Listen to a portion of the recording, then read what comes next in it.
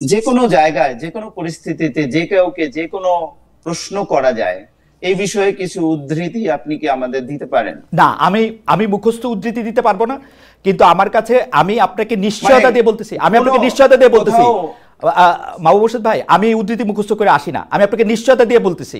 আপনি আমাকে বলছেন তো, আমি অনেক জায়গায় বড় ছোট আমি মানি না আচ্ছা সাংবাদিকতা। মাহবুব, আমি যদি আপনাকে একটা প্রশ্ন করি, আপনি তো বাসসের সম্পাদক, প্রধান সম্পাদক, বাসসে কি আপনাদের এমন কোনো নীতি আছে যেখানে আপনারা আপনাদের সাংবাদিকদেরকে গাইডেন্স দিয়ে রাখেন যে এই প্রশ্নগুলো করা যাবে না? না, আসলে কি, মানে আমি যেটা জিনিসটা যেটা আর্গুমেন্টের যে জায়গাটায় আসতে না, আমি চাচ্ছি। আর্গুমেন্টে যাচ্ছি না, আমি জি। জাস্ট একটা factual information. You as the chief editor of Bangladesh Sangbad Sangstha বা জি। Managing editor, right? আমি জানতে চাচ্ছি যে বাংলাদেশ সংবাদ সংস্থার সাংবাদিকরা কোন প্রশ্নগুলা করতে পারবে না, এমন কোন নীতি কথা কি আপনারা লিখিত কোথাও রেখেছেন কি? না, এরকম নীতিমালা নাই। মানে এডিটোরিয়াল পলিসি। আপনার নিজের, আপনাদের নিজেদের কোনো রিটেন পলিসি নাই যে আপনাদের সাংবাদিকরা এই প্রশ্ন করতে পারবে না? না, এরকম নাই। আচ্ছা, তাহলে আমরা আসলে এতক্ষণ ধরে কি তর্কটা করতেছি? আমরা তো এরকম কোনো না, না, নীতিমালা চাই না, না। না। আচ্ছা, আপনি বরং আমার কাছে আপনি মনে আমার খালেদকে, কাছে সরি, মনে হচ্ছে আমি একটু মাঝখান থেকে আমাদের সঙ্গে এখন রয়েছেন বাংলাদেশ সংবাদ সংস্থা বাসসের ব্যবস্থাপনা পরিচালক ও প্রধান সম্পাদক বিশিষ্ট সাহিত্যিক জনাব মাহবুব মোর্শেদ। জনাব মাহবুব মোর্শেদ, আপনাকে আমাদের অনুষ্ঠানে স্বাগত জানাই। আপনি আমাদের সাথে যুক্ত হয়েছেন আপনার ব্যস্ততার মধ্যে, সেজন্য আমাদের শুভেচ্ছা ও কৃতজ্ঞতা জানবেন। আমাদের সাথে আরও থাকছেন নেত্র নিউজের প্রধান সম্পাদক জনাব তাসনিম খলিল। জনাব তাসনিম খলিল সুইডেন থেকে আমাদের সঙ্গে যুক্ত হয়েছেন। জনাব তাসনিম খলিল, আপনাকেও আমাদের অনুষ্ঠানে স্বাগত জানাই। আপনি আমাদের সাথে যুক্ত হয়েছেন, আমাদের সময় দিয়েছেন, সেজন্য আমাদের শুভেচ্ছা জানবেন। পাশাপাশি আপনাকে আমরা শুভেচ্ছা জানাতে চাই যে এই মাত্র আমরা জানতে পারলাম, as a matter of fact, সত্যি এই মাত্র, মানে 1-2 মিনিটের মধ্যে আপনি জানতে পারলাম যে আপনি অর্থাৎ Netra news prestigious Stanford university Shorenstein Asia Pacific research সেন্টারের যে শোরেনস্টাইন সেন্টার, সেখান থেকে আপনারা শোরেনস্টাইন জার্নালিজম অ্যাওয়ার্ড পেয়েছেন। আমাদের অভিনন্দন জানবেন। কিন্তু আপনাকে অভিনন্দন জানিয়ে আমি প্রথমে আমার প্রিয় জনাব মাহবুব মোর্শেদের কাছে যেতে চাই। জনাব মাহবুব মোর্শেদ, আপনি জানেন যে গত এই 3-4 দিন আগে সংস্কৃতি উপদেষ্টা জনাব মোস্তফা সরোয়ার ফারুকীর একটি অনুষ্ঠানে প্রশ্ন করাকে কেন্দ্র করে বিবিসির সংবাদটা অনেকটা এরকমই, আমি নিজে সেটা দেখেছি এবং পরে কনসিকুয়েন্স দেখেছি, 3 জন সাংবাদিকের চাকরি চলে গেছে। এইটা আপনি আসলে কিভাবে দেখেন? মানে জনাব মাহবুব মোর্শেদ, বাসসের এমডি, সাংবাদিক, লেখক, এটাকে আসলে কীভাবে দেখেন? এটা ঠিক আছে? মানে এরকমই হওয়ার দরকার ছিল, কথা ছিল। এখানে হলো কি, আমরা যদি মানে এইটা একটা যে সংস্কৃতি উপদেষ্টার সামনে তার যে প্রেস কনফারেন্স, সেখানে যে ঘটনাটা ঘটেছে, সেখানে আমরা নানাভাবে এই বিষয়টাকে দেখতে পারি। একটা হলো যে আমরা যখন এই প্রোগ্রামটা মানে এখন যে প্রেস কনফারেন্সটা ডাকা হলো, সেখানে সাংবাদিকরা যখন প্রশ্ন করছেন, আপনি নিজে রিপোর্টার ছিলেন, তাসনিম খলিলও রিপোর্টার ছিলেন। আমি সেই অর্থে রিপোর্টিং করিনি, কিন্তু আমরা একটা জিনিস জানি যে আপনি তখনই ওই প্রশ্নটা করবেন যেটা আপনি ছাপবেন বা আপনি দেখাবেন। এখন আমরা যখন দেখি যে সাংবাদিকরা প্রশ্ন করছেন, কিন্তু এইটা তার পত্রিকা বা তার টিভি বা তার মিডিয়ার যে পলিসি, সেটার সঙ্গে যাচ্ছে কিনা, তিনি অযথাই প্রশ্ন করছেন কিনা, বা প্রশ্নটার তার নিউজ ভ্যালুটা কোথায়, এটা কিন্তু একটা দিক এরকম আমরা বলতে পারি যে আসলে সাংবাদিক একজন একজন উপদেষ্টার সঙ্গে যখন আম, কিছু জরুরি বিষয়ে, কিছু মানে গুরুত্বপূর্ণ বিষয়ে যখন বাহাসে লিপ্ত হন, যখন তারা পরস্পরের সঙ্গে দ্বিমত করতে থাকেন, তখন আসলে কি সাংবাদিক এইটা নিউজ করার জন্য করছেন নাকি নিজের মতটা প্রতিষ্ঠিত করার জন্য করছেন, এটা আরেকটা দিক। এখন তৃতীয় যে দিকটা, সেটা হলো যে আমার কাছে যেটা মনে হয়, দ্বিতীয় দিকটা নিয়ে আমি একটু বলি যে একজন সাংবাদিকের কাজ কিন্তু বাহাস তৈরি করা না। তিনি কিন্তু এই নিউজটা উপদেষ্টার কাছ থেকে একটা নিউজের বিষয় নেবেন এবং সেটা তিনি নিউজ আকারে প্রকাশ করবেন। কিন্তু তিনি যখন মত মত প্রতিষ্ঠা করার জন্য যাচ্ছেন, তখন কিন্তু সাংবাদিক যে রিপোর্টার, তার ইভেন রিপোর্টার যদি তিনি নাও হন, তিনি যদি একজন কলামিস্ট হন বা তিনি যদি টক শোর একজন বক্তা হন, তাহলেও কিন্তু টক শোর যে ফরম্যাট সেটার মধ্যে না ঢুকে, কিংবা তিনি যদি একটা কলাম লেখেন, সেই কলামের মধ্যে না ঢুকলে তিনি কিন্তু এই বাহাসটা করতে পারেন না, কিন্তু আমরা দেখছি যে তিনি করছেন। এখন এই প্রেক্ষাপটটা কেন এলো? এই প্রেক্ষাপটটা আসার ক্ষেত্রে আমার কাছে যেটা মনে হয়, জনাব মাহবুব মোর্শেদ, আমি কি একটু আপনাকে দুইটা তিনটা জিনিস একটু আপনার কাছ থেকে একটু ক্লারিফাই করতে পারি? প্রথম কথা হচ্ছে যে আপনি বলেছেন যে সাংবাদিকদের প্রশ্নটা তার এডিটোরিয়াল পলিসির সাথে সামঞ্জস্যপূর্ণ হতে হবে। আমি বলছি যে না, এটা হতে হবে না সাংবাদিকের প্রশ্ন। 2 নম্বর হচ্ছে নিউজ ভ্যালু অনুসারে তাকে প্রশ্ন করতে হবে। আমার মতামত হচ্ছে না, নিউজ ভ্যালু অনুসারে প্রশ্ন করতে হবে না তাকে। নিজের মত প্রতিষ্ঠিত করছেন কিনা, তার অবশ্যই নিজের ব্যক্তিমত প্রতিষ্ঠা করার যে কোনো সময় যে কোনোভাবে তার এটার অধিকার রয়েছে। বাহাস্তরি করা বা কলামের মধ্যে গেলে না গেলে এই প্রশ্ন করা ঠিক হবে না, এর প্রত্যেকটি বিষয়ে আমার সাংঘাতিক দ্বিমত। আমি কোথাও এরকম শুনি নাই যে সাংবাদিক কি প্রশ্ন করবে সেইটা এডিটোরিয়াল পলিসি তাকে ঠিক করে দিয়ে তাকে সেখানে এটা পাঠাবে। কি ছাপবে, কি প্রকাশ করবে, সেটা আলাদা কথা, কিন্তু আলাদা গল্প। কিন্তু আপনি একটা সাংবাদিকরে যদি একটা গাইড বই দিয়ে জনাব মোর্শেদ কোথাও পাঠান, আমি এটা শুনি নাই। আমি এটা কখনো শুনি নাই, কোনো টেক্সট বুকে দেখি নাই, কোথাও কোনো নিয়ম নীতি। আমি নিজেকে একজন এথিক্যাল জার্নালিস্ট মনে করি, আমি সবগুলি এথিক্স আমি আপ টু ডেট থাকতে চেষ্টা করি। আমি এরকম কখনো দেখি নাই জনাব মোর্শেদ, আই এম সরি। আচ্ছা খালেদ ভাই, আপনাকে একটা আমি প্রশ্ন করি উল্টো, যে আসলে কি আমরা যখন একটা প্রেস কনফারেন্স হয়, আসলে কি আপনাকে একটা প্রশ্ন করি যে কোনো মিডিয়ারই কি কোনো এডিটোরিয়াল পলিসি থাকে না? তার সাংবাদিকের কি কোনো মান্য কোনো আচার আচরণ থাকে না? আমি আপনাকে প্রশ্নটার উত্তরটা দেই, যদি আপনি আমার থেকে উত্তরটা চান। প্রথম কথা হচ্ছে অবশ্যই প্রতিটা মিডিয়া হাউসের নিজস্ব পলিসি থাকে, নিজস্ব হাউস রুল থাকে, এবং তারা তাদের পাঠকের কাছে, দর্শকের কাছে দায়বদ্ধ হিসাবে পাবলিক ইন্টারেস্টকে কর্নারস্টোন ধরে তারা অবশ্যই এটার মধ্যে নিউজ করে। কিন্তু একটা রিপোর্টারকে যখন কোথাও পাঠানো হয়, সেই রিপোর্টারকে তার এডিটোরিয়াল পলিসি অনুসারে প্রশ্ন করতে হবে, এবং সেই এডিটোরিয়াল পলিসিটা হচ্ছে ঠিক এরকম যে এই প্রশ্ন মোস্তফা সরোয়ার ফারুকীকে করা যাবে না, এইটা দেওয়া অ্যাবসার্ড, ইম্পসিবল। আচ্ছা খালেদ ভাই, আমি আরেকটা প্রশ্ন করি আপনাকে, সেটা হলো যে মোস্তফা সরোয়ার ফারুকী যে প্রেস কনফারেন্সটি করছিলেন, সেটার উদ্দেশ্যটা কি ছিল? আপনি তো দেখেছেন। আমি মাহবুব মোর্শেদ ভাই, আমি আসলে আপনাকে শুনতে এসেছি, দর্শকরা আপনাকেই শুনতে চায়, আমাকে না। কিন্তু তারপর আমি বলি, প্রেস কনফারেন্সের উদ্দেশ্য যাই হোক, আমি একটা বাংলাদেশের কোনো একটা গুরুত্বপূর্ণ চেয়ারে প্রতিষ্ঠিত কাউকে আমি যে কোনো জায়গায় পাই, উনি যদি আমাকে অন রেকর্ড আমার ক্যামেরা খুলতে আমার সামনে অনুমতি দেন, আমি তাকে যে কোনো সময় যে কোনো অবস্থায় যে কোনো প্রশ্ন করতে পারি। এটা হচ্ছে আমার আন্ডারস্ট্যান্ডিং অ্যাবাউট জার্নালিজম। খালেদ ভাই, আমি যদি আপনাকে প্রশ্ন করি, এই প্রশ্নটার একটা, এই প্রেস কনফারেন্সের তো একটা পারপাস ছিল।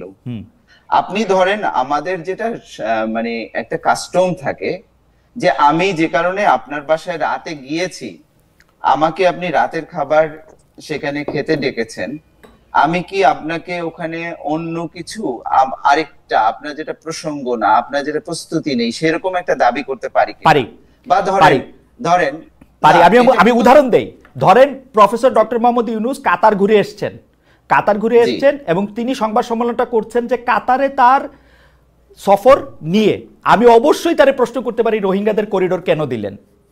এই প্রস্তুতিটা থাকতে হবে উনার। দ্যাটস ওয়াই উনি ডক্টর মোহাম্মদ ইউনূস, এবং এখন সরকার প্রধান হিসেবে বসছেন। সংস্কৃতি উপদেষ্টার এই এবং আপনি খেয়াল করে দেখবেন, আমি জনাব মোস্তফা সরোয়ার ফারুকীকে অনেক বাহবা দেই, তিনি কিন্তু ওই প্রশ্ন, উদ্দেশ্য, বিদেহ যাই থাকুক না কেন, মারাত্মক ভালো সামলেছেন, তিনি ভালো পারফরমেন্স করেছেন, তিনি ভালোভাবে এটা করেছেন। আমি কিন্তু তাকে বড় ভালো পয়েন্ট দিব যে তিনি সাংবাদিকদের ভালো সামলেছেন এবং উপযুক্ত উত্তরও দিয়েছেন। উপযুক্ত কিনা সেটা অন্য কথা, ভালো উত্তর দিয়েছেন। আচ্ছা, ভালো উত্তর দিয়েছেন, ঠিক আছে, কিন্তু আপনার কি মনে হয় যে উনি কিন্তু ওই প্রেস কনফারেন্সের ডিটেইলটা যদি আপনি পড়েন, ওখানে কিন্তু উনি বলছেন যে প্রেস কনফারেন্স কেন ডাকলাম, আপনারা এটাকে কোন দিকে নিয়ে না, এটা আমি উনার থেকে একটু সাংবাদিকতা উনি জানবেন এটা আমি আশা করি না। উনি প্রেস কনফারেন্স যে কারণেই ডাকুক, আমি ওনাকে যে কোনো প্রশ্ন করতে পারি। মোর্শেদ ভাই, আপনি এটা চেক করে দেখতে পারেন। এইটা সারা পৃথিবীর সাংবাদিকরা যে কোনো সময় যে কোনো জায়গায় যে কোনো লোককে পাবে। উনি যদি অফ দ্য রেকর্ডের শিলটা না নেন, তাহলে উনি এই প্রশ্ন তাকে করতে পারবেন। আচ্ছা খালেদ ভাই, আপনি তো অনেক জি সাউন্ড মনে হয় চলে গেছে। না, আমি শুনতে পাচ্ছি। আচ্ছা, আমি একটু প্রশ্ন করি আপনাকে। সেটা হলো, আপনি তো অনেক দিন ধরে সাংবাদিকতা করছেন এবং অনেক বড় বড় জায়গায় আপনি সাংবাদিকতা করেছেন। যে কোনো জায়গায়, যে কোনো পরিস্থিতিতে যে কাউকে যে কোনো প্রশ্ন করা যায়, এই বিষয়ে কিছু উদ্ধৃতি আপনি কি আমাদের দিতে পারেন? না, আমি আমি মুখস্থ উদ্ধৃতি দিতে পারবো না, কিন্তু আমার কাছে আমি আপনাকে নিশ্চয়তা মানে দিয়ে বলতেছি, আমি আপনাকে কোনো নিশ্চয়তা দিয়ে বলতেছি কোথাও মাহবুব হোসেন ভাই, আমি উদ্ধৃতি মুখস্থ করে আসি না, আমি আপনাকে নিশ্চয়তা দিয়ে বলতেছি। আপনি আমাকে বলছেন তো, আমি অনেক জায়গায় বড় ছোট আমি মানি না আচ্ছা সাংবাদিকতা। মাহবুব, আমি যদি আপনাকে একটা প্রশ্ন করি, আপনি তো বাসসের সম্পাদক, প্রধান সম্পাদক, বাসসে কি আপনাদের এমন কোনো নীতি আছে যেখানে আপনারা আপনাদের সাংবাদিকদেরকে গাইডেন্স দিয়ে রাখেন যে এই প্রশ্নগুলো করা যাবে না? না, আসলে কি, মানে আমি যেটা আর্গুমেন্টের যে জায়গাটায় আসতে না, আমি চাচ্ছি। আর্গুমেন্টে যাচ্ছি না, আমি জি, জাস্ট একটা factual information. You as the chief editor of Bangladesh Sangbad Sangstha বা জি। Managing editor, right? আমি জানতে চাচ্ছি যে বাংলাদেশ সংবাদ সংস্থার সাংবাদিকরা কোন প্রশ্নগুলা করতে পারবে না, এমন কোন নীতি কথা কি আপনারা লিখিত কোথাও রেখেছেন কি? না, এরকম নীতিমালা নাই। মানে এডিটোরিয়াল পলিসি আপনার নিজের, আপনাদের নিজেদের কোনো রিটেন পলিসি নাই যে আপনাদের সাংবাদিকরা এই প্রশ্ন করতে পারবে না? না, এরকম নাই। আচ্ছা, তাহলে আমরা আসলে এতক্ষণ ধরে কি তর্কটা করতেছি? আমরা তো এরকম কোন না, না, নীতিমালা চাই না, না। না। আচ্ছা, আপনি বরং আমার কাছে আপনি মনে হয়, খালেদকে, sorry, আমি একটু মাঝখান থেকে বলি। আমাদের দর্শকদের মধ্যে অনেকে বলতে আমি বলতেছি, কিছু লোক আমাকে প্রশ্ন করতেছে যে ভাই আপনি 17 বছর কোথায় ছিলেন, কারে কোন দিন কোন প্রশ্ন করছেন, ভাই একটু কষ্ট করে দেখে নেন আমি কোন দিন কারে কি প্রশ্ন করছি, আগে একটু দেখেন তাইলে আবার একটু বললেন। আর আরেকজন বলতেছেন যে 3টা প্রশ্ন ছিল, 3টাই ছিল উদ্দেশ্যমূলক। আমি বলতে চাই যে হ্যাঁ, 3টাই উদ্দেশ্যমূলক প্রশ্ন ছিল, কিন্তু উদ্দেশ্যমূলক প্রশ্ন করার অধিকারও সাংবাদিকের আছে এবং এই প্রশ্ন করা কোনো ক্রাইম না। তবে যারা মাহমুদ হোসেন, আপনি যদি একটু সময় দেন আমারে, আমি একটা মিনিট আবার একটু তাসিম থেকে ঘুরে আসি। তাসিম, আমার কাছে কিন্তু মনে হচ্ছে এখানে সরকারের যত না দায়, তার চেয়ে অনেক বেশি দায় আমাদের এই দুর্বল এবং খুবই নতজানু এই প্রতিষ্ঠানগুলার, যেই প্রতিষ্ঠানগুলি তার সাংবাদিকদের ব্যাক করে না। একটা প্রশ্ন করার জন্য একটা কি জানি, ওই প্রতিষ্ঠানটার নাম জানি কি,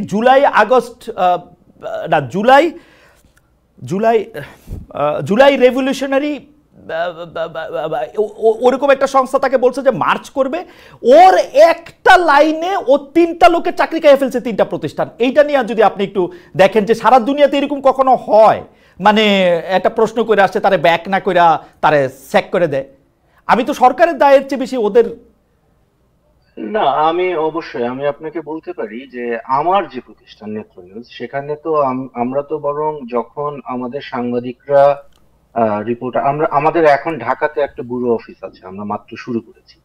এবং আমাদের রিপোর্টাররা বিভিন্ন সরকারি বিভিন্ন ইয়েতে জানো, এই যে কি বলে, প্রেস কনফারেন্স গুলোতে ওনারা অংশগ্রহণ করেন, হ্যাঁ, এবং প্রশ্নও করেন। এবং আমাদের কোনো ধরনের বাধা ধরা সেখানে দেয়া নাই যে এই প্রশ্ন করা যাবে না, বরং এটা বলা আছে যে তুমি প্রশ্ন করবা, তোমার যদি এর পরে কোনো ধরনের সমস্যা হয়, কেউ তোমাকে বুলি করতে চায় বা কেউ তোমাকে ভয় দেখায়, দেন ইমিডিয়েটলি ইনফর্ম ইউর অফিস। আমাকে এটা একটা জিনিস বলে নিতে হবে যে নেত্র নিউজের ক্ষেত্রে কোনো ধরনের চাপ, কোনো ধরনের হুমকি কোনো দিক থেকে আমরা এখন পাই না, যেটা এক সময় ছিল। মানে হাসিনা শাহীর আমলে আপনারা জানেন আমাদের কি অবস্থা ছিল। বরং বর্তমান সরকারের পক্ষ থেকে মানে সঠিক কি বলে আপনার প্রপার ওয়েতে আমরা যদি ওনাদের কাছে কিছু চাই, ফর এক্সাম্পল একটা ইন্টারভিউ চাই বা একটা কমেন্ট চাই, ওনারা যথেষ্ট চেষ্টা করেন। আবার অনেক সময় হয় যে ওনাদের জন্য অনেক বিব্রতকর হয় একটা প্রশ্ন উত্তর দেওয়া। আমি পুরা ডিটেলসে যাচ্ছি না, আমি কয়েকদিন আগে আমার একজন রিপোর্টারকে পাঠালাম, অত্যন্ত প্রভাবশালী সরকারের একজন কর্মকর্তা, আমি সঙ্গত কারণে নাম বলছি না, আমি আমার রিপোর্টারকে পাঠালাম যে তুমি ওইখানে যাবা এবং ভাইকে এই এই জায়গায় দাঁড়ায় থাকবা, এবং উনি যদি তোমার প্রশ্ন যতক্ষণ উত্তর দিবে না ততক্ষণ তুমি নড়বা নড়বে। পরে সে আমাকে বললো যে উনি, মানে বলতে গেলে উনি বলছে যে না আমি এটা নিয়ে কমেন্ট করবো না বলে উনি প্রায় দৌড়ায় চলে গেছে। হ্যাঁ, কিন্তু I am not going to penalize my reporter for doing his job. হ্যাঁ, যার সাথে এই ঘটনাটা ঘটছে ওনার সাথে আমার অসম্ভব ভালো ব্যক্তিগত, মানে আমি ঢাকায় গেলে ওনার সাথে মানে রাত জেগে আড্ডা দিই এরকম। কিন্তু আমি কিন্তু এই জিনিসটা কখনোই আমার রিপোর্টারকে বলবো না যে তুমি প্রশ্ন করতে পারবা না। তো আপনি খুব ভালো একটা জায়গায় এখানে হাত দিলেন। এবং মাহবুবের ব্যাপারে আমি একটু মন খারাপ হলো যে মাহবুব মোর্শেদ কিন্তু মানে যেভাবে জিনিসটাকে ডিফেন্ড করার চেষ্টা করেছেন, মনে হচ্ছে যে মানে সরকার হয়তো কোনো একভাবে বা সরকারি যেহেতু মানে বাংলাদেশ সংবাদ সংস্থা এখনো রাষ্ট্রীয় সংবাদ সংস্থা, হয়তো সরকার চেষ্টা করতেছে বলার যে সব প্রশ্ন করা যায় না। আমি কিন্তু বাংলাদেশ সরকারের কাছ থেকে এমন কোনো কিছু এখন পর্যন্ত দেখিনি।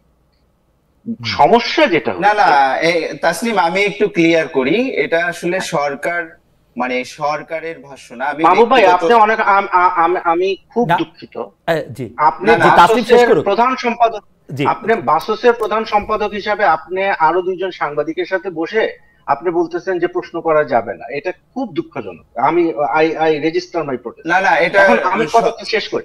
আমি এটার প্রতিবাদটা জানিয়ে রাখি, এটা কিন্তু খুবই সরলীকরণ এবং আমি মোটেও এটা বলিনি। আমি শক্ত প্রতিবাদ জানিয়ে রাখি। ঠিক আছে, জনাব মোর্শেদের প্রতিবাদ এর মধ্যে থাকলো। তাসনিম আপনি একটু ডিসটর্ট করছেন, যেটা আপনি প্রশ্ন করেছেন যে প্রশ্ন কর। না না, আমি যেটা বলেছি সেটা আপনি বুঝতেই পারেননি তাসনিম। আপনি সরি, আপনি আমার অবস্থানটা, আমার প্রশ্নটা, আমার উত্তরটা আপনি বুঝতে পারেন। আচ্ছা ঠিক আছে, বাবু আমরা আবার আপনাকে শুনবো। বাবু একটা সেকেন্ড বাবু, আমরা আবার শুনবো আপনাকে। অন্যায়, জি জি অবশ্যই করেছেন, অবশ্যই অন্যায় তো আপনি করছেন। জি তাসনিম আপনি শেষ করেন, তাসনিম শেষ করেন আপনি। আপনি অন্যায়টা তো আপনি নিজে করছেন। বাংলাদেশ সংবাদ সংস্থার কোনো নীতি নাই, আপনার মুখের কথা যে সাংবাদিক ওই প্রশ্ন করতে পারবেন না, এবং you are trying to impose যে না সাংবাদিকরা সব প্রশ্ন করতে পারবে না। এটা কি একটা দ্বিচারিতা হয়ে গেল না? এনিওয়ে খালেদ যে আমি একটু বলি মাহবুব ভাই, আমার মনে হয় আপনি আপনার কথা বলেন, আমি আমারটা বলবো। আপনি ঠিক আছে, আমার মনে হয় যে মাহবুব মোর্শেদ আমি একটা কথা বলি, আমি একটা কথা বলি, আমার কথা তো তিনি বুঝতেই পারছেন না, আমাকে তিনি কেন কন্টেস্ট করছেন? আপনি উপস্থাপক, আপনি তার প্রশ্নটা তার কাছে করেন, আমি তার কাছে কিন্তু জবাব দেব। কিন্তু আমার কাছে মনে হয় যে মাহবুব মোর্শেদ তিনি আমার কথা বিকৃত করে তিনি বাংলাদেশ সংবাদ সংস্থা, সরকার এগুলো টানছেন কেন উনি? আমি একটা আপনাকে প্রশ্ন করি। মাহবুব মোর্শেদের প্রসঙ্গে আমি আসতেছি। যারা মাহবুব মোর্শেদ, আমরা কিন্তু এখানে আলোচনা করতেছি, আমরা কন্টেস্ট করতেছি না। তাসনিম যেমন আপনাকে না বুঝতে পারেন, আমিও কিন্তু আপনাকে খুব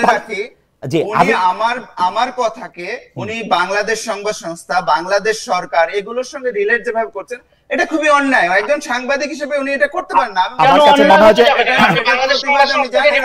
না না না, এটা তিনি বাংলাদেশ সংবাদ সংস্থাকে রিপ্রেজেন্ট করেন না। আমি এখানে কিন্তু আমি একজন সাংবাদিক, আমি একজন বিশ্লেষক, আমি একজন লেখক। আমার মনে হয় যে এরকম করলে আলোচনাটা আসলে আগাবে না। তাসনিম আমি একটু বলি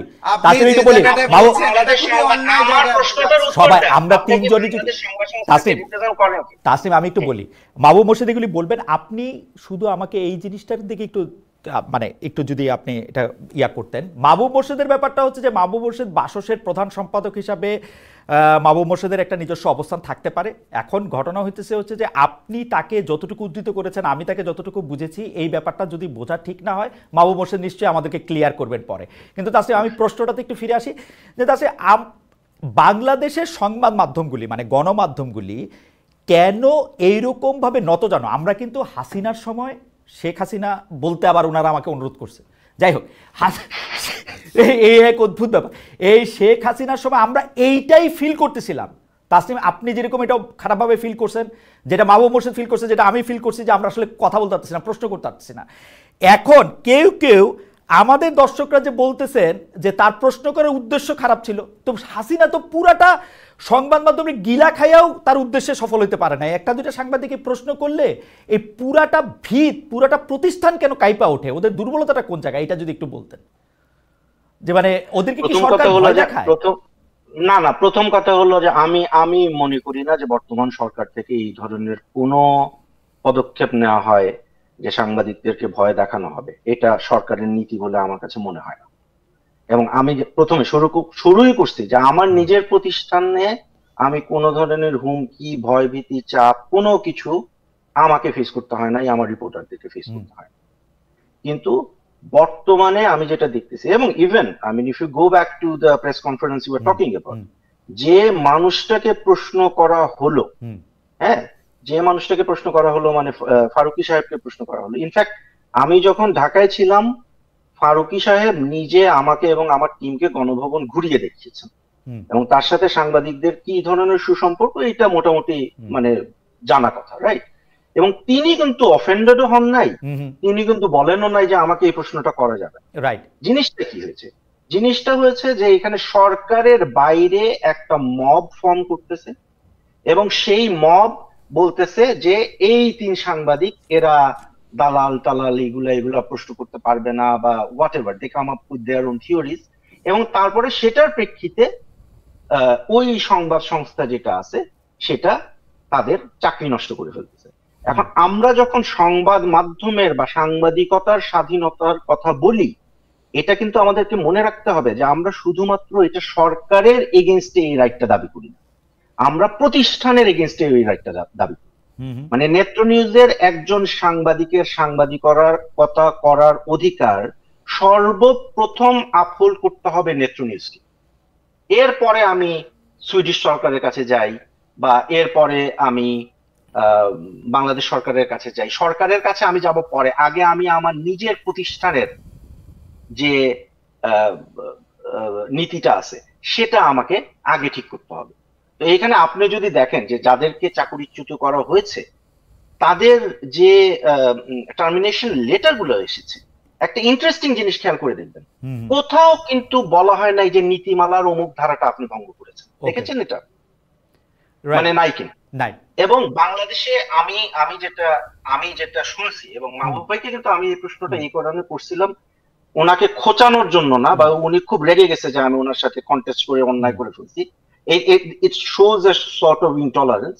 আমার জানার একেবারে একাডেমিক একটা আগ্রহ ছিল যে বাসসের মতো একটা সংবাদ সংস্থার নীতিমালা এখানে কি বলে। আমার কাছে মনে হয় যে জনাব খলিল, আমরা আসলে বিবিসি প্রডিউসার্স গাইডলাইন বলে একটা জিনিস আমরা দেখি, এপির এরকম একটা নোটবুক আছে। আমি যতদূর জানি যে প্রথম আলো তাদের সাংবাদিকদেরকে দেখানোর জন্য, মানে আমি যখন প্রথম আলোতে কাজ করতাম তখন থেকে এটা কাজ শুরু করেছিল, তারপরে এটা অনেক আগে গেছে, তারাও একটা এরকম একটা হ্যান্ডবুক বা নোটবুক বানাইছে, কিন্তু এটা নিয়ে প্রশ্ন করে নিয়ে কি আছে সেটা আমি এখনো জানি না। তবে আমি একটু জনাব মাহবুব মোর্শেদের কাছে যাই। জনাব মাহবুব মোর্শেদ, আপনি পার্সোনালি নেবেন না, আমি শুধু আপনার ফেসবুক যে লাইভে আপনি যা লিখছেন তা থেকে আমি আপনাকে একটু উদ্ধৃত করি। আপনি সেখানের মধ্যে লিখছেন যে সংস্কৃত উপদেষ্টা সাংবাদিক সম্মেলন আমি লাইভ দেখেছি, সাংবাদিক হিসেবে আমি বুঝেছি এখানে উপস্থিত কয়েকজন সাংবাদিক সলা পরামর্শ করে মপ করতে গিয়েছে, তারা মোস্তফা সরোয়ার ফারুকীকে নানা প্রশ্ন করে ক্যামেরার সামনে কাবু করতে চেয়েছিলেন।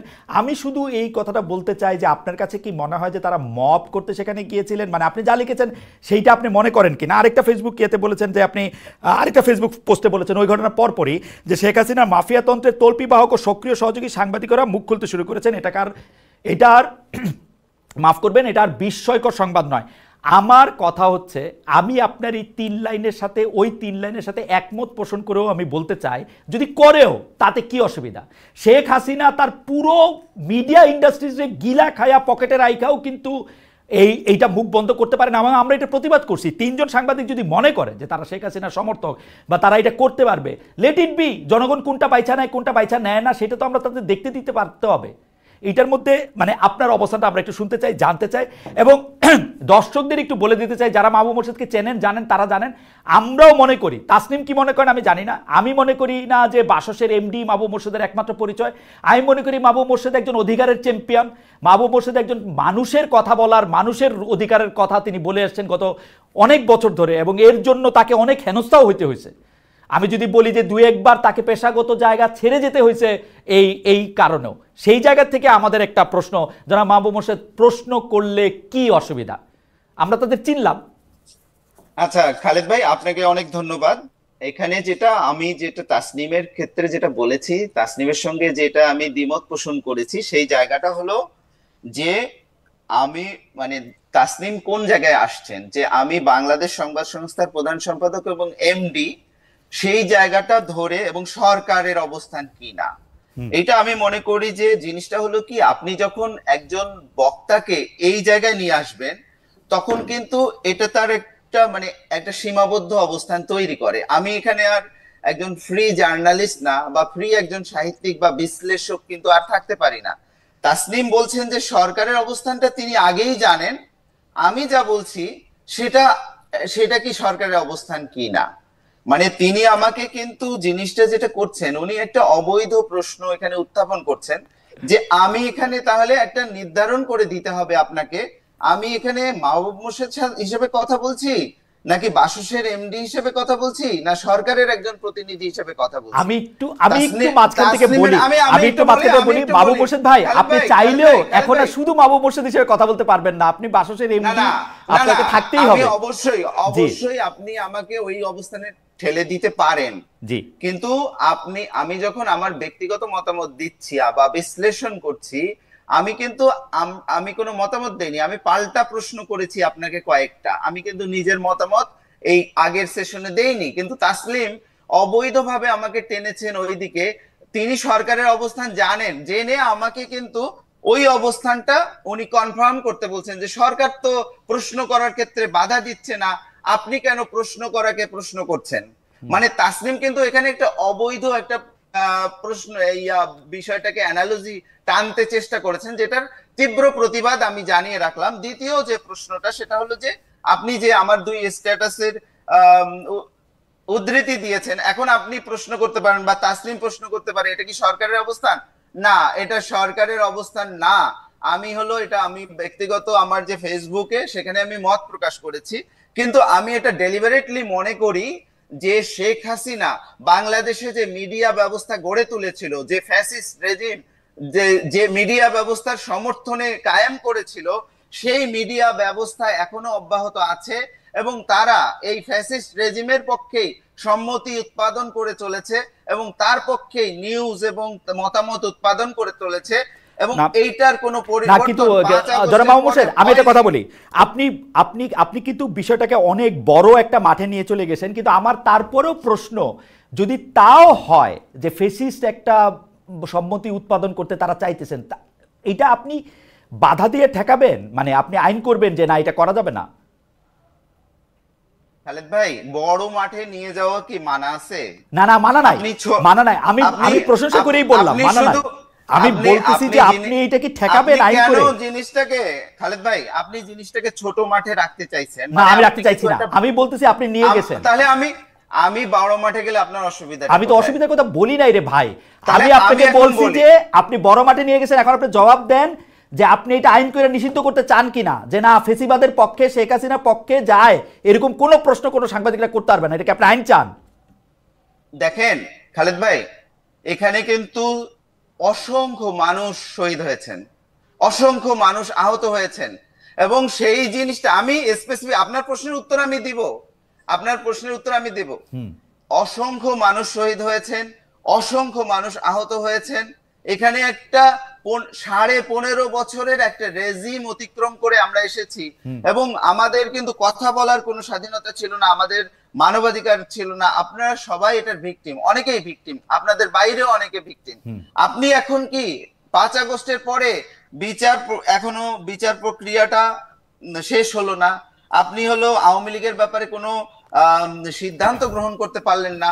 আওয়ামী লীগের মধ্যে কোনো অনুশোচনা বোধ, কোনো দুঃখ বোধ কিচ্ছু নাই। আপনি এখন আওয়ামী লীগের যে যারা আওয়ামী লীগের পক্ষে সেই কাজগুলো করত, সাংবাদিকতা করত, নানান ধরনের প্রক্রিয়ার সঙ্গে জড়িত ছিল, তাকে আপনি ছেড়ে দিলেন। সমাজটা কি আমি ছেড়ে দিব মাহবুব ভাই, আমি ছেড়ে দিব। আপনি এখন আমার জবাব দেন, আপনি তাদের ছেড়ে না দেওয়ার আইন চান কিনা? আমি তাদের ছেড়ে দিব। আপনি তাদের ছেড়ে না দেওয়ার আইন দেওয়ার চান কিনা? সাংবাদিকদের আমি ছেড়ে দিব। সাংবাদিকরা যদি ক্রাইম না করে আমি সাংবাদিকতা নিয়ে কোনো প্রশ্ন তুলব না। সাংবাদিকরা যদি ক্রাইমের সাথে যে জড়িত তাকে আটকাবো। সাংবাদিকের বিরুদ্ধে হত্যা মামলার পক্ষে আমি না। খালেদ ভাই, একটা ফ্যাসিস্ট রেজিমের পক্ষে দাঁড়ানো, একটা হত্যাকারীর পক্ষে দাঁড়ানো, এর চেয়ে বড় অপরাধ আর কি হতে পারে? আপনি তার বিরুদ্ধে মামলা করেন, ফেসিস্টের পক্ষে দাঁড়ায় এসে কি করছে তার বিরুদ্ধে মামলা করেন, কিন্তু সাংবাদিকতা করতে গিয়ে তার প্রশ্ন করতে পারবেন না। এইটা ভাই আপনি আমারে প্রশ্ন করছেন, আমি জবাব দিছি, আপনি এখন আমার জবাবটা দেন। আমি কইছি আমি ছেড়ে দিব, এটা এই রিস্ক নিয়েই কইছি। এই যে 50 জন আমাকে গালি দেওয়া শুরু করছে যে আমি ফেসিবাদের পক্ষে দাঁড়াই গেছি। আপনি উত্তর দেন এখন আমারে। শেখ হাসিনা ফ্যাসিস্ট, আপনি এইটার আইন চান কিনা বলেন? আমি বাংলাদেশ আইনের প্রতি শ্রদ্ধাশীল, আপনি আইন করেন যে শেখ হাসিনার পক্ষে যায় এরকম কোন প্রশ্ন কোনো সাংবাদিক করতে পারবে না, আমি এটার পক্ষে আছি, আপনি আইন করেন। খালেদ ভাই খালেদ ভাই, আপনি তো আইনের ছাত্র। আমি আইনের এখানে ছাত্র না, হলো আমি আইন সাংবাদিকতার না, ছাত্র। আইন না, আইন না, এটার বিচার হচ্ছে, এটার বিচার প্রক্রিয়া অব্যাহত আছে এবং এই বিচার প্রক্রিয়াটা চলছে। জি এটার ভাই, জন্য আইন করতে হবে না, এখানে বিচার করলেই যথেষ্ট। এবং আমরা কি মনে করি, করতে আমি হবে মানে বারবার এই আপনি কি কথাটা করতে হবে বলেছি। বলে দেন মাহবুব ভাই, আপনি কি করতে হবে বলে দেন। আমি কালকে আমার রিপোর্টারে যে পাঠামো ফারুকের কাছে, আমি কি প্রশ্ন করতে পারবো না এটা আপনি আমারে বলে দেন। আপনি আমার আপনি তো নির্বাহী বললেন আদেশে যে এটা বলে দেন, আমি এই প্রশ্ন করবো না তাহলে। আর আপনি যদি এখন আমারে কন যে আমি ফারুকের এই প্রশ্ন করবো যে ফারুকি ভাই আপনি এইটা করছেন কি এইটার জন্য, আমার রিপোর্টার এই প্রশ্ন করবো, এর লেগে আপনি আমি ফেসিবাদের দোষর হয়ে যাবো, এই রিস্ক নিতে আমি রাজি আছি। আপনি কন আমারে ফেসিবাদের দোষর। খালেদ ভাই, আপনি তো বললেন যে পৃথিবীর বিখ্যাত বিখ্যাত সব সাংবাদিকরা বিভিন্ন বইয়ে বিভিন্ন জায়গায় লিখেছে, যে কোনো জায়গায় যে কাউকে যে কোনো পরিস্থিতিতে যে কোনো প্রশ্ন করা জি যায়। জি, মনে করি তো, হ্যাঁ, মনে করি তো। এখন আমি তো এটা মনে করি না। আমি তো মনে করি যে আপনি যখন রাস্তা দিয়ে হাঁটছেন, আপনি যখন একটা প্রাইভেট ইয়েতে আছেন, তখন প্রশ্ন করা যায় না। আপনি যখন আমারে বাজেট নিয়ে সংবাদ সম্মেলন ডাকছেন, তখন আমি হলো এটা কি অন্য কিছু নিয়ে এটা এটা আপনি প্রশ্ন মনে করতে পারি করেন, না, কারণ এটা হচ্ছে টার্গেট থাকে। সাংবাদিকতা সম্পর্কে আপনার ধারণা। আপনার ধারণাকে আমি সম্মান করি, কিন্তু আমি মনে করি এরকম ধারণা আমি কখনো দেখি নাই। আপনি যখন দেখবেন আপনি আমাকে এটা শিখায়েন। আমি আপনার একটা কথা বলি ভাই, কেউ যদি আমার সাথে কথা না বলতে পারে সে একটা জিনিস কয় অফ দ্য রেকর্ড। আমি অন রেকর্ড বলতেছি, আপনার উপদেষ্টা পরিষদে এখনো 8 জন উপদেষ্টা আছে যারা আমার সাথে অফ দ্য রেকর্ড এমন অনেক কিছু বলছে যেটা আমি বললে এখন অনেক রকম ঝামেলা হবে, আমি এটা জীবনে বলবো না, অন মাই ডেড বডি। কিন্তু আমি ক্যামেরা খোলার পরে উনি যা বলবে আমি সবকিছু ছাপানোর অধিকার রাখি। হ্যাঁ, আপনি অবশ্যই সবকিছু ছাপানোর ইয়ে করেন। আমি যেটা দেখতে পাচ্ছি সেটা হলো যে আমি যদিও বাসসের এমডি এবং প্রধান সম্পাদক, কিন্তু জিনিসটা হলো যে আম, আপনাদের কথা শুনে যেটা বুঝতে পারছি যে উপদেষ্টাদের সঙ্গে সরকারের নীতি বিষয়ে আপনারা আমার চেয়ে বেশি ওয়াকিবহাল এবং বেশি হলো এটার সাথে ইনভলভ। এটা কখন ফলে বললাম মাহবুব ভাই আমরা? এটা আপনি মাহবুব ভাই আমরা বললেন কখন বললাম? আমি 8 জন, বললাম যে আপনার যেমন উপদেষ্টা পরিষদে অন্তত 8 জন বললেন। উপদেষ্টা আমার সাথে অফ দ্য রেকর্ড অনেকগুলি কথা বলছে, এটা আমি আচ্ছা, জীবনে ছাপাবো না। খালেদ ভাই, সেটা তার তাসনিম ব্যক্তিগত বললেন কথাও হইতে পারে, সরকারের নীতি। সরকার নিয়েও তো না হইতে পারে। আপনি বললেন 8 জন উপদেষ্টার কথা। হ্যাঁ। এখন বিষয়টা হয়েছে কি, আমার যেটা ধারণা, এটা আমি বলি, সেটা হলো যে যেই ফ্যাসিস্ট রেজিম আমরা অতিক্রম করে এসেছি, যেটাকে পরাজিত করেছি, হ্যাঁ, সেই রেজিমের বিচার করতে হবে, সেই রেজিমের যারা সহযোগী তাদের বিচার করতে হবে, এবং সেই রেজিমকে যারা সেভ করতে চায়, যারা হলো শেখ হাসিনাকে হত্যাকারী মনে করে না, যারা এই 1400 শহীদের যে আহ, আহ, যে হত্যাকাণ্ড সেটাকে ছোট করতে চায়, তাদেরও আমরা চাইবো বিচার হোক।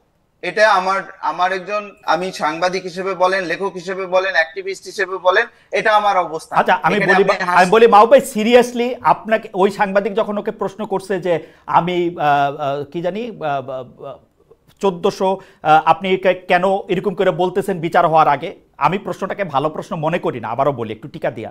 কিন্তু আপনি মনে করেন যে সে শেখ হাসিনার পক্ষে দাঁড়া গেল, শেখ হাসিনার পক্ষে তার অবস্থান আপনি যেটা মনে করছেন সেটা সেরকম?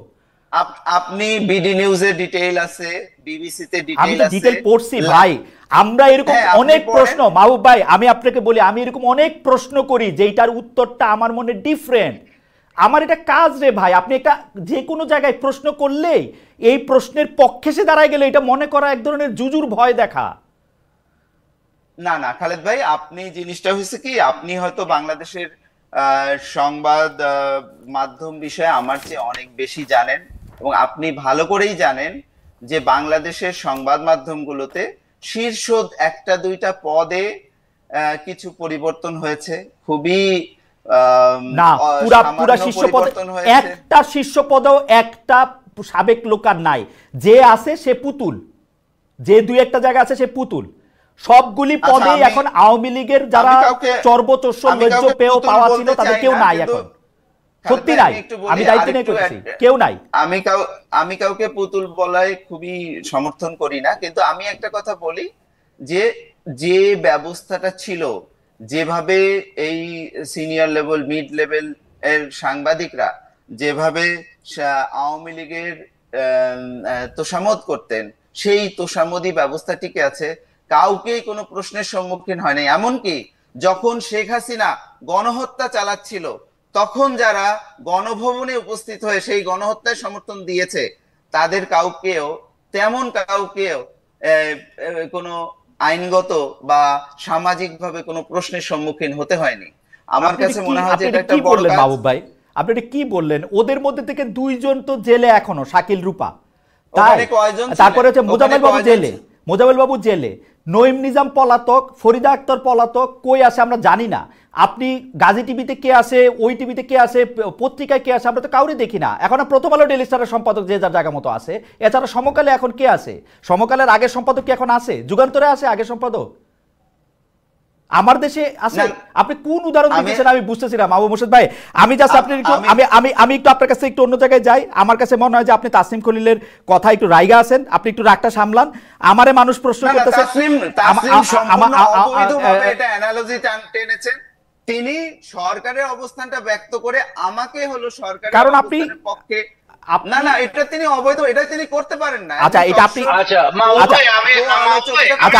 আমার মনে যে মাহবুবের কথা বলছে, আমি একটা প্রশ্ন জবাব দিয়ে নি। তাসিম আমার একটা প্রশ্ন করছে, সেই প্রশ্নটা আমি আপনাকে করতে চাই। আমরা যে এইখানে এত বড় বড় গলায় কথা কইতেছি, আপনি এখন সুইডেনে আছেন, আমি কয়দিন আগে পর্যন্ত জার্মানিতে ছিলাম। জার্মানির ডয়েচে ওয়েলের ওয়েবসাইটে এখনো মনে হয় আমার রিলেটেড রিপোর্ট বা আমার রিলেটেড কথাই সবচেয়ে বেশি। আমরা কি পারতাম দ্বিতীয় বিশ্বযুদ্ধের পর হিটলারকে সাপোর্ট করে এরকম কোনো প্রশ্ন করতে? আমরা কি পারতাম ফ্যাসিজমের পক্ষে হয়ে একটা কথা বলতে? আমরা কি পারতাম ডয়েচে ওয়েলেতে থাকতে সময় আমি কি হিটলার নামটা উচ্চারণ পর্যন্ত করতে পারতাম? এই প্রশ্নগুলি করা হচ্ছে, এইটা যদি আপনি একটু উত্তর দেন, কারণ মানে আমি আজকে মনে হয় একটু বেশি কথা বলে ফেলতেছি। আরেকটা জিনিস হচ্ছে যে, আরেকটা একটু বলি, বাংলাদেশের ক্ষেত্রে আমরা যেরকম স্বাধীনতা চাই, যে হ্যাঁ যে কোনো প্রশ্ন চাই, আমরা আসলে জার্মানিতে, ইউরোপে, সুইডেনে এটা করতে পারতাম কিনা? জনাব তাসনিম খলিল। প্রথম কথা হলো যে যারা এই ধরনের কুতর্ক করে, হ্যাঁ, তারা পুরা জিনিসটা না বুঝে না জেনে করে। এক হলো গিয়ে যে দ্বিতীয় বিশ্বযুদ্ধ শেষ হয়েছে সম্ভবত 1945 আর আজকে হলো গিয়া 2025, কতগুলো বছর আপনি হিসাব করেন। এবং যারা এই ধরনের মানে কুযুক্তিটা দিচ্ছে, তারা কত বছর আগে আটকায় আছে, মানে কোনো পরিবর্তন নাই। মানে তাদের দুনিয়ায় সাংবাদিকতার নীতি, গণতন্ত্রের নীতি, এগুলোর কোনো পরিবর্তন হয়নি, ঠিক আগে যা ছিল। না কিন্তু তাসিম একটু ছোট করে যদি আপনার অনুমতি নিয়ে আমি শেষ করতে দেই। আপনি কিন্তু বিশেষ করে আপনার ইউরোপে জেনোসাইড ডিনায়াল মানে হলোকস্ট ডিনায়ালের উপর ল আছে, যেটা আবার আপনার সুইডেনে কিন্তু এটা অ্যাপ্লিকেবল না। এবং আমি আপনাদের সাথে তো ডয়েচে ওয়েলে ইনভেস্টিগেটিভ ইউনিটের সাথে তো আমাদের যৌথ কাজ হচ্ছে একাধিক, দুইটা হলো এবং হ্যাঁ একাধিক। এবং সেখানে কিন্তু আমি দেখছি যে হ্যাঁ, জার্মানিতে আপনাদের আইনগুলা সুইডেন থেকে বেশি করা। এবং আমাদের অনেক সময় এইভাবে, যেমন এই যে বিগিতা নাওমি এদের সাথে যখন কাজ করছি, আরাফাতের সাথে কাজ করছি, তো আপনার সহযোগীরা জার্মান সহকর্মীরা বলছে যে এটা তো আমরা এইভাবে বলতে পারবো। হ্যাঁ, আমি বলছি যে এটা আমি বলতে পারবো, কারণ আমার সুইডিশ আইনে এটাতে কোনো বাধা নেই। হ্যাঁ, কেন ভাই? মানে হোয়াট মেক্স দ্যাম থিঙ্ক? বাংলাদেশে যারা আপনাকে এই প্রশ্নটা করছে, তাদেরকে একটু জিজ্ঞেস করে দেখেন তো যে জার্মান আইনটা কেন ভালো, সুইডিশ আইনটা কেন ভালো না? ওকে, আমি প্রশ্নটার মধ্যে একটু লেজ লাগাই, যে ধরেন জার্মান আর সুইডিশ আইনটা আসলে আপনি যেটা বলছেন যে এটার মধ্যে একটু কমপ্লেক্সিটি আছে। আমি 5.5 বছর ওইখানে কাজ করেও অনেক কিছু ভালো করে বুঝছি, অনেক কিছু ভালো করে বুঝি নাই। আপনি নিশ্চয়ই আরো এটা বুঝবেন। আমি এখন যে দেশে আছি সেই দেশটা কথা বলি। ডোনাল্ড ট্রাম্প থেকে শুরু করে মার্কিন কোনো প্রেসিডেন্ট কিন্তু তার পছন্দের প্রশ্নকর্তার বাইরে কোনো প্রশ্নকর্তাকে হোয়াইট হাউসের ওই গার্ডেনে আমন্ত্রণই জানান না। কখনো যদি ভুলে ভালে আমন্ত্রণ জানান, আপনি জানেন আমি কার কথা বলতেছি, 2018 সালে উনি কিন্তু তাকে বাইর করে দিয়েছেন।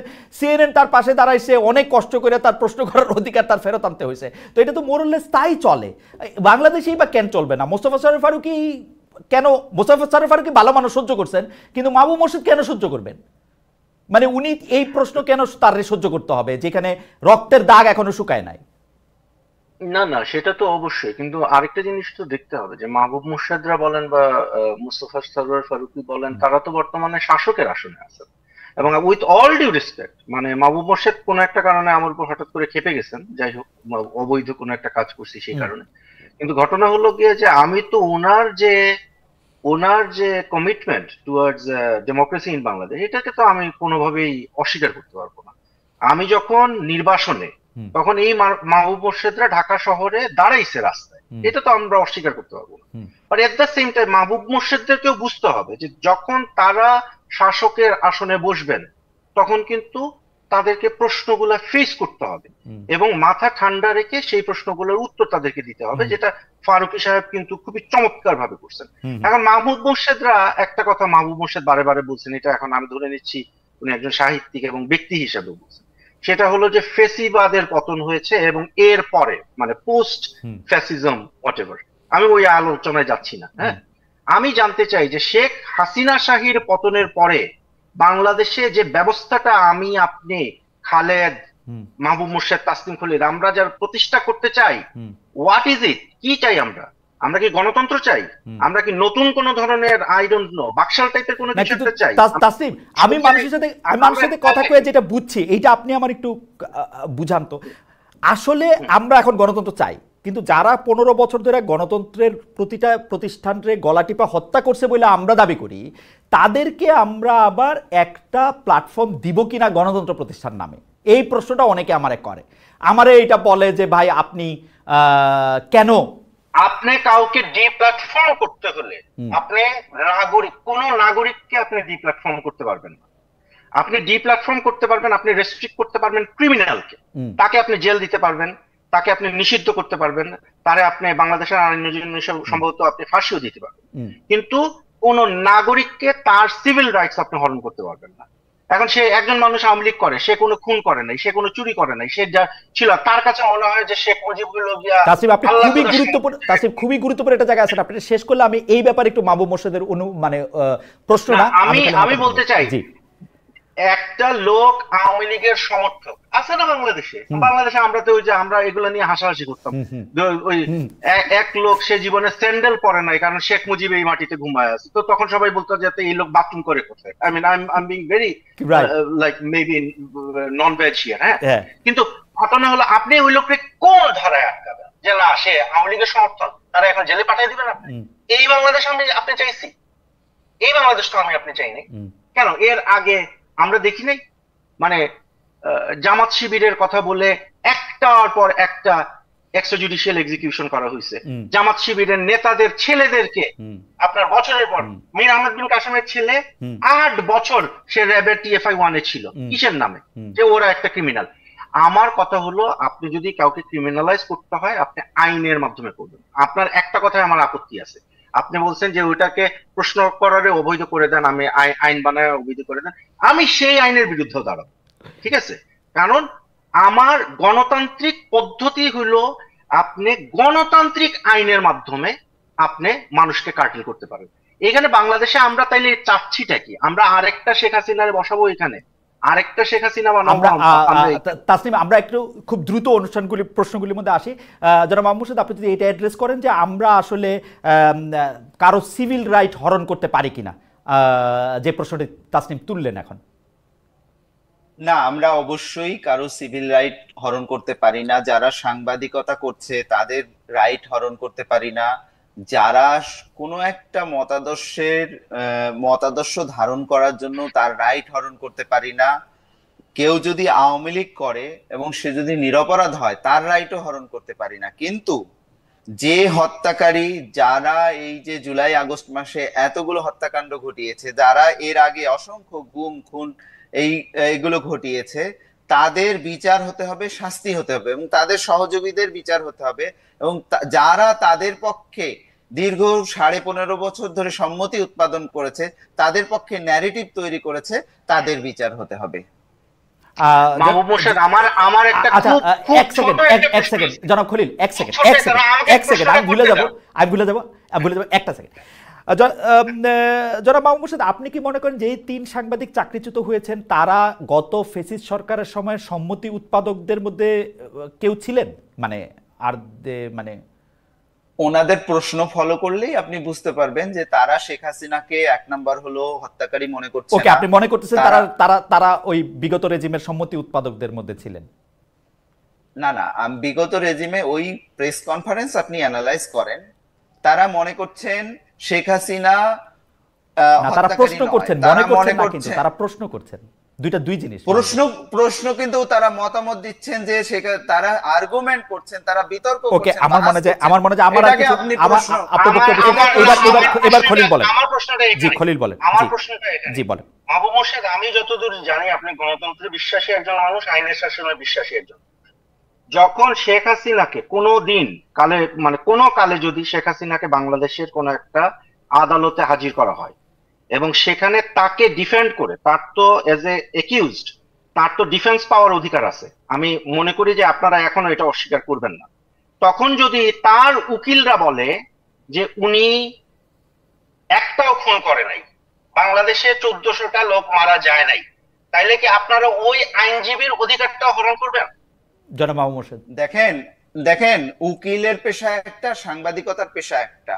সাংবাদিকরা যখন উকিলের ভূমিকায়, শেখ হাসিনার উকিলের ভূমিকায় অবতীর্ণ হয়, সেটাকে আমি সাপোর্ট করব না, কিন্তু উকিল যখন উকিলের ভূমিকায় অবতীর্ণ হবে সেটাকে সাপোর্ট করব। ওকে, উনার বক্তব্য পরিষ্কার, আমি এটা নিয়ে আর কথা বলতে চাই না। সাংবাদিকরা উকিলের ভূমিকায়, ওকে ফাইন। আমার মনে হয় যে আমার মনে হয় যে আমি একটু মুভ অন করি, কারণ এটা আসলে কোথাও যাইতেছে না। আমাদের দর্শকরা মনে করতেছে যে কোনো কারণে মানে আমি অনেক বেশি শেখ হাসিনার প্রতি আমার মানে কোনো, আমি জানি না। হাওয়েভার, আমরা একটা প্রশ্ন করতে চাই জনাব তাসনিম খলিল আপনাকে। 5 আগস্ট থেকে আমরা একটা স্পেশাল জায়গা দেখতেছি ক্যান্টনমেন্ট নিয়ে। কারণ হচ্ছে সেনাবাহিনীকে নিয়ে, ধরেন আমার আর আপনারও আসলে সেনাবাহিনী নিয়ে প্রফেশনাল আলাপ হয়েছে, কোন সেনাপ্রধান আসলে কি করতেছে, কি এটা করতেছে। আপনি কি কোনো চেঞ্জ দেখতে পান এই সরকারের সময় সেনাবাহিনী রিপোর্টিংয়ের ক্ষেত্রে? যেমন আমি 2-3টা জিনিস দেখি।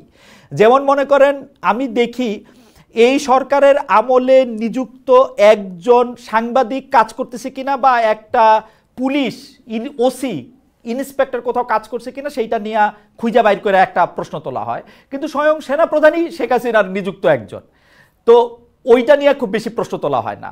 অনেকগুলি ক্ষেত্রে আপনার লেখা রিপোর্টে বা কিছুটা জুলকারনাইল সায়েরের ইয়াতে আমি দেখেছি যে অনেক গুরুত্বপূর্ণ পদে সেনাবাহিনীর সদস্যরা বসেছিলেন আরেকটা লম্বা সময় পর্যন্ত, সেগুলি নিয়েও আসলে বড় কোনো কথা হইতে দেখি না।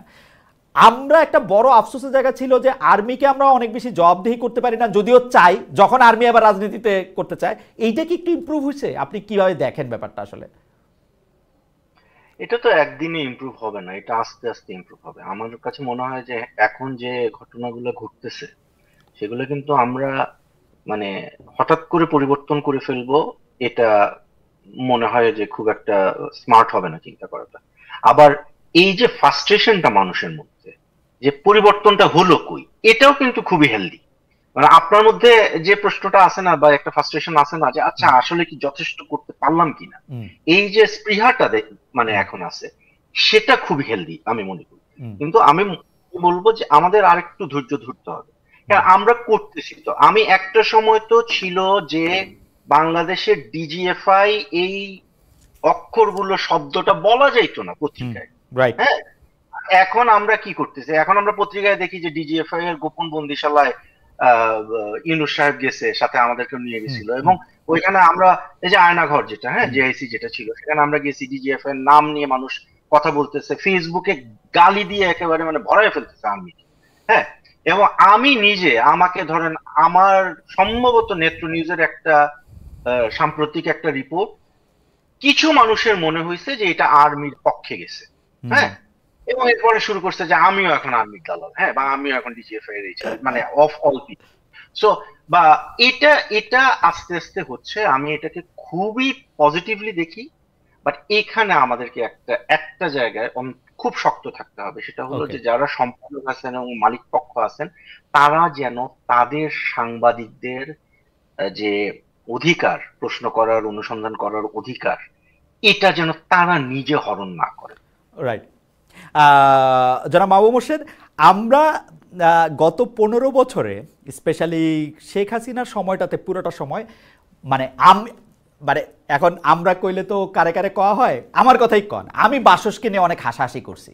কারণ আমার কাছে মনে হতো যে অ্যাবসলিউটলি নিউজ ফ্রি একটা কোনো কিছু যদি দেখতে হইতো সেটা বাসসকে দেখতে হইতো, কারণ এর মধ্যে কখনোই কোনো নিউজ থাকে না। মানে এইটা নিয়ে একটা হাসাহাসি এরকম ছিল যে বাসসের সাংবাদিকরা আসলে অন্য পত্রিকা পড়ে নিউজ জানতো আসলে কি হইতেছে, মানে এর বাইরে খবরের। এইটা কি চেঞ্জ হয়েছে একটু? আমার ফ্রাস্ট্রেশনের জায়গাটা বলি, আমার কোনো ঝামেলা নাই, আপনি চেঞ্জ হইেন না বা হন, কিন্তু আমি এখনো প্রথম 3টা নিউজের মধ্যে 2টা নিউজ দেখতে পাইতেছি ডক্টর ইউনূসের নিয়া, এবং আমার কাছে এইটাও অ্যাবসলিউটলি নিউজ ফ্রি একটা জায়গা মনে হইতেছে। এটা কি আমার ভুল আমি জানি না, মানে আপনি কি ফিল করেন? মানে আমার কাছে মনে হচ্ছে যে বাসস না পড়লে আমার নাও হয় আর কি, চলে আর কি, বাসস না পড়লে আমার চলতেছে। আপনি কি ফিল করতেছেন বলেন তো? আপনি আসার পর আমরা একটু আশান্বিত হয়েছিলাম। আচ্ছা, আমি যেটা বুঝতে পারছি যে আপনি সময়ের অভাবে শুনি তাসনিম নিশ্চয়ই একটু খেয়াল করেছেন যে major general ALM Fazlur Rahman এবং পরে জনাব শফিকুল আলমের বক্তব্য। না, এটা তো খুবই ভালো, আমি খুবই পজিটিভ ডেভেলপমেন্ট হিসেবে এটা দেখি। কেন দেখি? কারণ আমি দেখতেছি যে এইটা একটা সরকার যে অনেক রেসপন্সিভ।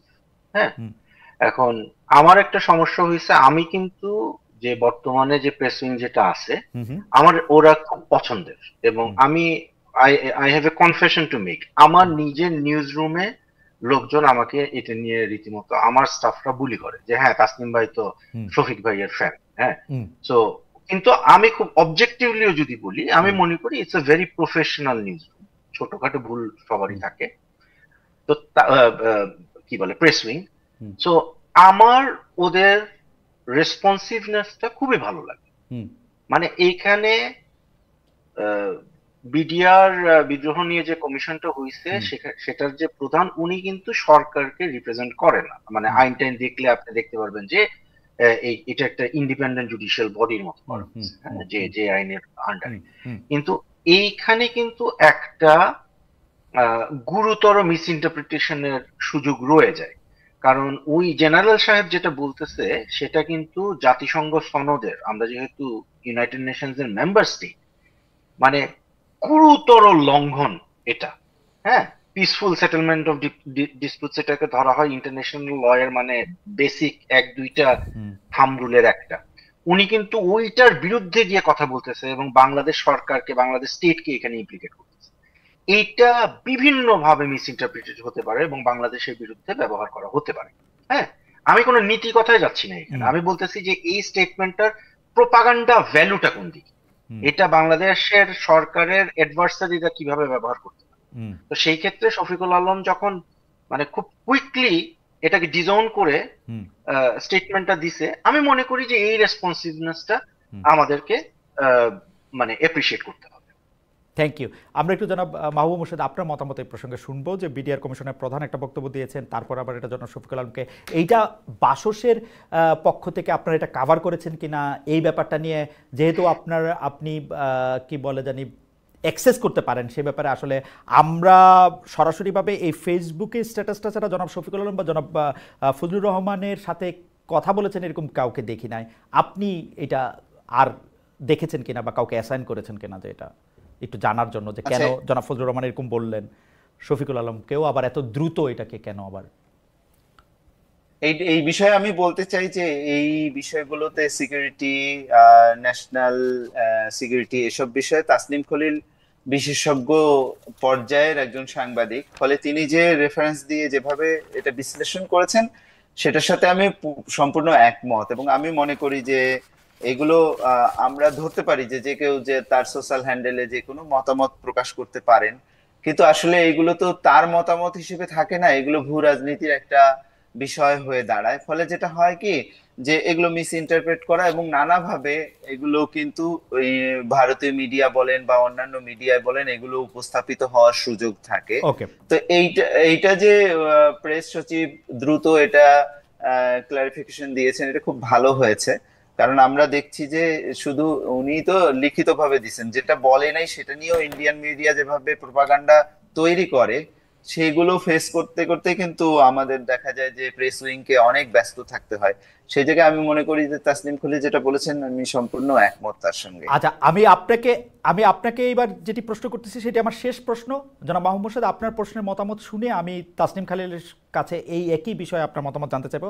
আমি সরাসরি বলি, যে বিষয় নিয়ে আজকে আমরা আলোচনা করছিলাম সেই বিষয় নিয়ে আলোচনার আজকেই মানে আবার একটু আমার ফিরতে হচ্ছে, সেটা হচ্ছে যে এই যে আমি যেটি নাম উচ্চারণ করতে পারছিলাম না বা মনে পড়তেছিল না ঠিক মতো, সেটা হচ্ছে জুলাই রেভলিউশনারি অ্যালায়েন্স, JRA। তাদের অনেকগুলি দাবি আছে, তাদের অনেকগুলি দাবি দেখি, তাদের সহ অন্যরকম অনেকগুলি দাবি দেখি। সেটা হচ্ছে যে মিডিয়া হাউসের সামনে জিয়াফতের আয়োজন করা, তালিকা দিয়ে সাংবাদিকদের চাকরি খাওয়া, ঈদের চাঁদ মানে কোথায় দেখা যাইতেছে তার সাথে আবার কোন পশু আছে সেইটা নিয়ে ধমক, মানে এই যে ধমক টমকের বিষয়গুলি, বিশেষ করে সর্বশেষ এই যে এই 3 সাংবাদিকের 3 কর্মক্ষেত্রে জুলাই রেভলিউশনারি অ্যালাউন্সের যে মার্চ, সেইটাকে আপনি সমর্থন করেন কিনা জনাব মাহবুব মোর্শেদ? তারা কি কোনো মার্চ করেছে বলে আমি জানি না। তারা মার্চের আমার আহ্বান কাছে করেছে। মার্চের আহ্বান করেছে তারা, আসলে তো মার্চ করেনি। এখন আপনি যখন মার্চের আহ্বানটি সমর্থন করেন কিনা?